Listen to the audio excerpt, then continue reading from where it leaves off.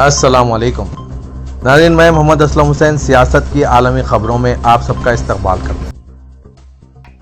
Iran और America के दरमियान कशीदगी अब खुली जंग की शक्ल इख्तियार करती दिखाई दे रही है, जहां खलीजी खित्ते में वाक़ ईरान के सबसे बड़े तेल के मरकज क़ार्ब जजीरे पर शदीद हमले किए गए। ट्रंप की सख्त वार्निंग के बाद हुए इस कार्रवाई ने न सिर्फ ईरान की मईशत को हिलाकर रख दिया है, बल्कि आलमी सतह पर खाम तेल की सप्लाई मुतासिर होने और पेट्रोल व डीजल की कीमतों में इजाफे का खदशा भी बढ़ गया है। अल अरबिया टीवी की रिपोर्ट के मुताबिक इन हमलों में ईरान के अहम फौजी ठिकानों और मिसाइल डिपो को निशाना बनाया गया। अमेरिका ने ईरान के क़ार्ब जजीरे पर हमला किया। डेडलाइन खत्म होने से पहले ही हमला कर दिया गया है। ईरान में जारी जंग अब छठे हफ्ते में दाखिल हो चुकी है और सूरत हाल दिन ब दिन बिगड़ती जा रही है। जंग को लम्हा भर में खत्म करने का दावा करने वाले डोनाल्ड ट्रंप इसमें फंसते दिखाई दे रहे हैं। डोनाल्ड ट्रंप ने ईरान को नया अल्टीमेटम जारी करते हुए कहा है कि अगर मुकर्ररा वक्त तक आबनाए हरमुज ना खोला गया तो अमेरिका सख्त कार्रवाई करेगा। उन्होंने खबरदार किया कि अगर जरूरत पड़ी तो ईरान के पावर प्लांट्स और अहम इंफ्रास्ट्रक्चर पर हमले किए जा सकते हैं। इसके जवाब में ईरान ने वादे किया कि वो अपने हरमुज को उस वक्त तक नहीं खोलेगा जब तक इसे जंग में होने वाले नुकसानात का मुआवजा नहीं मिलता। ईरान के पासदारान इनकलाब ने एक बार फिर जुर्रतमंदाना दावे से दुनिया को चौंका दिया। ईरान का दावा है कि इसने सूबा कज़विन के आसमान में अपना नया मजबूत कौमी दिफाई निज़ाम कामयाबी के साथ नस्ब कर दिया है। इस कार्रवाई में ईरान ने बैक वक्त 5 टोमाहाक मिसाइल और 1 क्रूज मिसाइल दरमियानी फिजा में मार गिराने का दावा किया। इस दावे ने मशरिक़ सतह में कशीदगी को एक नई सतह पर पहुंचा दिया, क्योंकि टोमाहाक जैसे जदीद मिसाइल को रोकना किसी भी मुल्क के दिफाई निज़ाम के लिए एक अहम चैलेंज समझा जाता है। अगर दुरुस्त है तो ईरान का दावा इसकी फौजी ताकत और मुकामी दिफाई टेक्नोलॉजी में एक नुमायां छलांग की नुमाइंदगी करता है।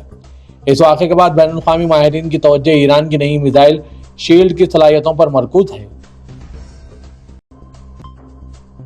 अमेरिकी सदर डोनाल्ड ट्रंप ने ऐलान किया कि अगर ईरान ने डेडलाइन से पहले हथियार नहीं डाले तो हम तबाही मचा देंगे, हम इनके पावर प्लांट, पुलों और हर चीज को उड़ा देंगे।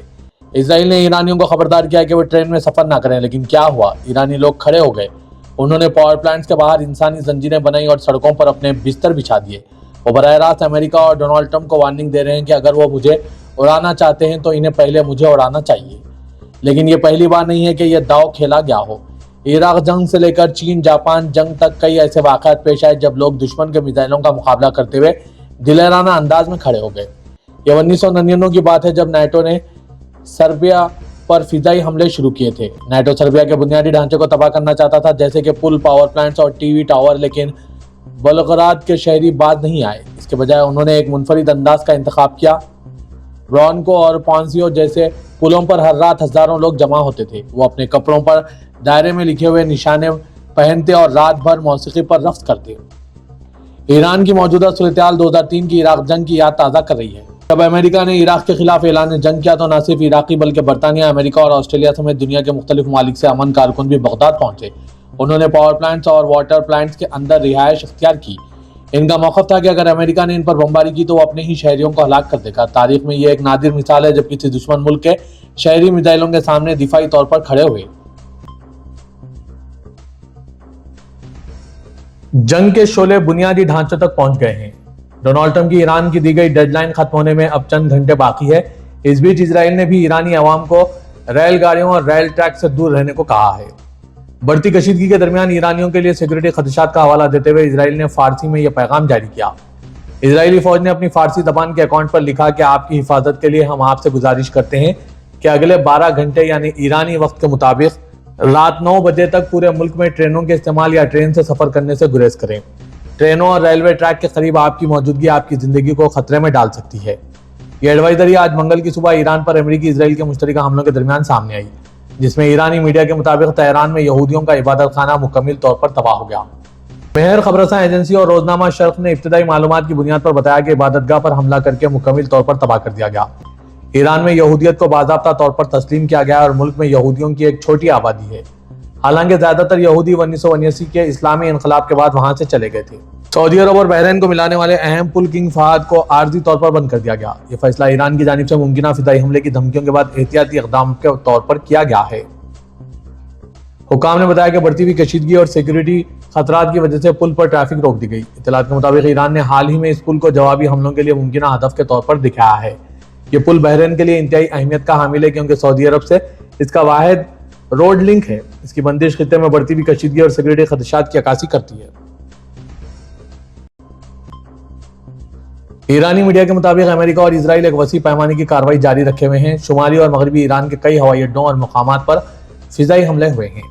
تہران اور وسطی شہر قم میں دھماکوں کی اطلاعات ہے، جبکہ اہم انفراسٹرکچر کو بھی نشانہ بنایا گیا، جن میں مغرب میں خرم آباد ایئرپورٹ اور شمال میں مہر آباد ایئرپورٹ شامل ہیں۔ ایرانی ریاستی نشریاتی ادارے IRIB نے کہا ہے کہ دارالحکومت کے بعض حصوں کو رات کے وقت نشانہ بنایا گیا، جن میں رہائشی محلے تہران، پارس اور سعادت آباد بھی شامل ہیں۔ حکیم ہائی وے کے ساتھ واقع ایک گرڈ اسٹیشن اور ضلع مولوی کی تجارتی دکانیں بھی نقصان کا شکار ہوئی۔ مقامی حکام نے اطلاع دی ہے کہ قم اور وسطی شہرزاد کے قریب مزید مقامات کے بھی نشانہ بنانے ہیں، جس سے انفراسٹرکچر کو نقصان پہنچا ہے۔ رپورٹ میں کہا گیا کہ تہران کے انقلاب علاقے میں واقع ایک یہودی عبادت گاہ بھی ہدف بن گئی۔ ابتدائی اطلاعات کے مطابق کسی جانی نقصان کی فوری تصدیق نہیں ہوئی ہے۔ اسرائیلی فوج نے آج منگل کو کہا ہے کہ اس نے ایرانی شہر شیراز میں ایک پیٹروکیمیکل کمپلیکس پر حملہ کیا، جسے اس نے دھماکہ خیز مواد اور بیلسٹک میزائلوں میں استعمال ہونے والے اجزاء کی پیداوار کے لیے ایک اہم تنصیب قرار دیا۔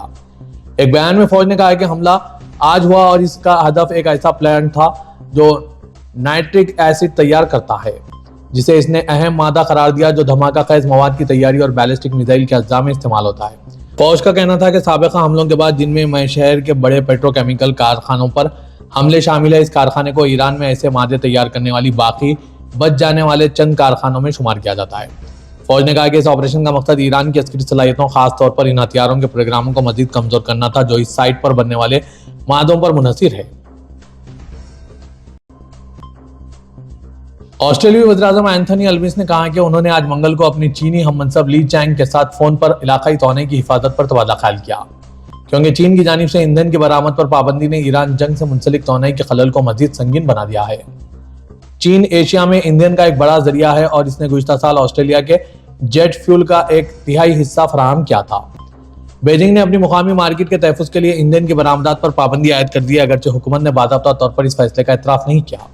خطے کے کئی ممالک بشمول بنگلہ دیش اور سری لنکا نے چین سے استثنا دینے کی درخواست کی ہے، اور ذرائع کا کہنا ہے کہ بیجنگ ضرورت مند ممالک کو محدود پیمانے پر برآمدات کی اجازت دینے پر غور کر رہا ہے۔ البنیزی کے دفتر نے بتایا کہ دونوں رہنماؤں نے توانائی کی حفاظت کی اہمیت پر تبادلہ خیال کیا اور علاقائی توانائی کے تحفظ کو سہارا دینے کے لیے رابطوں کو بڑھانے پر اتفاق کیا۔ لی چینگ نے کہا کہ بین الاقوامی صورتحال ابتر ہے، لیکن سرکاری خبررساں NC سنہوا کے بیان میں توانائی کے حفاظت یا ایندھن کا ذکر نہیں کیا گیا۔ بیان میں مزید کہا گیا کہ رہنماؤں نے کلین انرجی یعنی صاف توانائی اور الیکٹرک گاڑیوں میں تعاون پر بھی بات چیت کی۔ اقوام متحدہ کے سلامتی کونسل میں آبنائے ہرمز کے راستے تجارتی جہاز رانی کے تحفظ سے متعلق قرارداد پر ووٹنگ متوقع ہے۔ برطانوی خبررساں ادارے رویٹرز کے مطابق 28 فروری کو ایران پر امریکہ اور اسرائیل کے حملوں کے بعد سے جہاں جنگ شروع ہوئی، وہیں تیل کی قیمتوں میں بہت اضافہ ہوا ہے، کیونکہ ایران کی جانب سے آبنائے ہرمز کو بند کیا گیا ہے، جو کہ توانائی کے ذرائع کے تجارت کے حوالے بہت اہمیت رکھتی ہے۔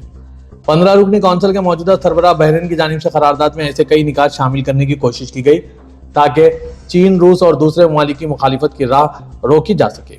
کونسل میں ہوئی تازہ بحث میں، جس کی دستاویز کا رویٹرز نے مشاہدہ کرنے کا دعویٰ کیا ہے، اس میں طاقت کے استعمال کے حوالے سے کسی بھی قسم کی اجازت شامل نہیں ہے۔ اس کے بجائے متن میں کہا گیا ہے کہ آبنائے ہرمز کو تجارتی مقاصد کے لیے استعمال کرنے والے ممالک کی حوصلہ افزائی کرتا ہے کہ وہ اپنی کوششوں کو مربوط کریں جو کہ دفاعی نوعیت کی ہوں، اور حالات کی مناسبت سے آبنائے ہرمز کے قریب جہاز رانی کی حفاظت کو یقینی بنانے میں تعاون کریں۔ ایران کی فوج نے کہا ہے کہ امریکی صدر ڈونلڈ ٹرمپ کی متکبرانہ بیان بازی اس کی راہ میں کسی قسم کی رکاوٹ نہیں بن رہی۔ امریکی صدر نے ایران کا انفراسٹرکچر مٹا دینے کی دھمکی دی۔ فرانسیسی خبررساں ادارے AFP کے مطابق خاتم الانبیاء سینٹرل کمانڈ کے ترجمان نے قومی نشریاتی ادارے پر کہا کہ غلط فہمی کے شکار امریکی صدر کی بدتمیزی، متکبرانہ بیان بازی اور بے بنیاد دھمکیوں کا امریکی و صہیونی دشمنوں کو کچلنے کی کارروائی کے تسلسل پر کوئی اثر نہیں پڑے گا۔ صدر ٹرمپ نے ایک نیوز کانفرنس میں کہا تھا کہ اگر ایران نے الٹیمیٹم کے مطابق آبنائے ہرمز کو چہارشنبے تک نہ کھولا تو پورے ملک کو ایک رات میں ختم کیا جا سکتا ہے، اور وہ رات کل کی ہو سکتی ہے۔ امریکی صدر کا یہ بھی کہنا تھا کہ ایران کا ہر بجلی گھر جلنے اور اڑنے کے بعد استعمال کے قابل نہیں رہے گا۔ اسرائیل یونان کو تقریباً $75 کروڑ مالیت کا precise and universal launching system PULS rocket artillery system فراہم کرے گا۔ اس بات کی اطلاع اسرائیلی وزارت دفاع نے دی ہے۔ وزارت کی جانب سے آج جاری کردہ بیان کے مطابق یونان کے دارالحکومت ایتھنز میں وزارت دفاع میں منعقدہ ایک تقریب کے دوران دونوں ممالک کے درمیان اس اہم دفاعی معاہدے پر دستخط ہوئے۔ اس معاہدے کے تحت یونانی مسلح افواج کو PULS سسٹم سپلائی کیا جائے گا۔ خبررساں اداروں کے مطابق یونان اور ان سسٹمز کو ترکی کے ساتھ اپنی زمینی اور سمندری سرحدی علاقوں میں تعینات کر سکتا ہے۔ میڈیا رپورٹس اور ریوٹرز کی ویڈیو کے مطابق آج منگل کے روز استنبول میں اسرائیلی قونصل خانے کی عمارت کے بالکل باہر پولیس اور حملہ آوروں کے درمیان طویل فائرنگ کے تبادلے میں کم از کم 2 حملہ آور ہلاک جبکہ ایک شدید زخمی ہو گیا۔ ترکیہ کے وزیر داخلہ مصطفیٰ چیفچی کے مطابق اس فائرنگ میں ملوث تینوں حملہ آوروں کے تعلقات ایک ایسی تنظیم سے تھے جو مذہب کا استحصال کرتی ہے۔ انہوں نے کہا کہ ان میں سے 2 آپس میں بھائی تھے۔ ریوٹرز کی ویڈیو میں دیکھا گیا ہے کہ پولیس اہلکاروں نے اپنی بندوقیں نکال لی اور گولیوں کی آوازوں کے دوران کم از کم 10 منٹ تک پناہ لیتے رہے۔ ریوٹرز کو حاصل ہوئی دیگر فوٹیج میں ایک مبینہ حملہ آور کو سفید رنگ کی پولیس اور سیکورٹی بسوں کے درمیان حرکت کرتے ہوئے اور کئی منٹ تک خودکار رائفل اور پسٹول سے فائرنگ کرتے ہوئے دیکھا گیا۔ کے مطابق اس واقعے میں 2 پولیس اہلکار بھی زخمی ہوئے۔ یہ واقعہ استنبول کے مالیاتی ضلع میں واقع اس ٹاور کے عین باہر پیش آیا جہاں اسرائیلی قونصل خانہ موجود ہے۔ آج سعودی عرب کے مشرقی شہر جبیل میں واقع سعودی بیسک انڈسٹریز کارپوریشن کے پیٹروکیمیکل کمپلیکس کو نشانہ بنایا گیا۔ عینی شاہدین کے مطابق دھماکوں کی آوازیں انتہائی شدید تھی اور پلانٹس میں آگ لگ گئی۔